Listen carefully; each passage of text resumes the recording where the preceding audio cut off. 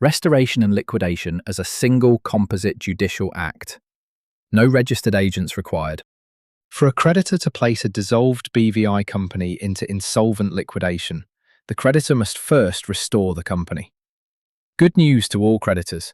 PNB Banka in liquidation versus Registrar of Corporate Affairs now confirms that the appointment of a registered agent is not required as a precondition to restoration, where the creditor seeks restoration solely for the purpose of placing a dissolved company immediately into insolvent liquidation. Appointment of a registered agent. Pursuant to Section 91 of the BVI Business Companies Act, Revised Edition 2020, BCA, a company shall at all times have a registered agent, except if it is in liquidation. Section 218A(1) of the BCA provides that, quote, start. Subject to subsection 2, on an application under Section 218, the court may a. Make an order to restore the company to the register if 1. The court is satisfied that a licensed person has agreed to act as registered agent of the company. As such, the practice has been to engage a registered agent for the company, for the purpose of seeking the restoration, which is immediately followed by the insolvent liquidation.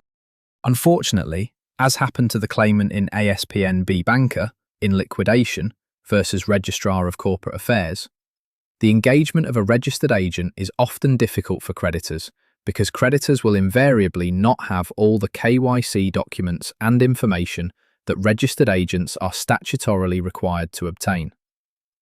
No registered agents were willing to act for the claimant, leading the claimant to apply to the court for restoration without the appointment of a registered agent. The judgment. Upon considering the parties' arguments, Justice Mangatal accepted the claimant's submission that a creditor's ability to exercise its rights to seek restoration cannot depend upon the discretionary commercial risk appetite of private licensed entities. She also noted that the appointment of a registered agent would cause delay and incur unnecessary costs, especially since Section 91 of the BCA clearly states that no registered agent is required for a company in liquidation, being what the dissolved company will immediately enter into upon restoration. Justice Mangatal considered what the claimant was seeking as a single composite judicial act. Restoration of the dissolved company and the appointment of liquidators.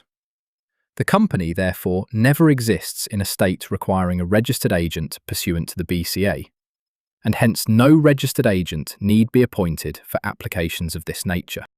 Conversely, the two-stage approach creates a circular barrier to enforcement.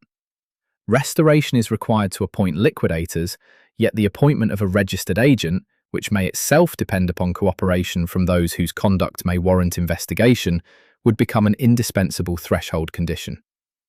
Restoration would become impossible precisely in those cases where corporate management has disappeared or is unwilling to cooperate, circumstances which most strongly justify investigation through insolvency proceedings. Importantly, the judge was satisfied that the claimant's construction does not dilute the AML objectives underpinning Section 218A of the BCA. In the insolvency context, regulatory and investigative oversight is provided by court-appointed liquidators operating under the supervision of the court and within the statutory framework of the Insolvency Act, rather than by a registered agent. In permitting the claimant's composite solution, the judge interpreted the permissive language in Section 218A of the BCA as providing a guide for the exercise of judicial discretion, rather than an inflexible jurisdictional precondition incapable of contextual interpretation.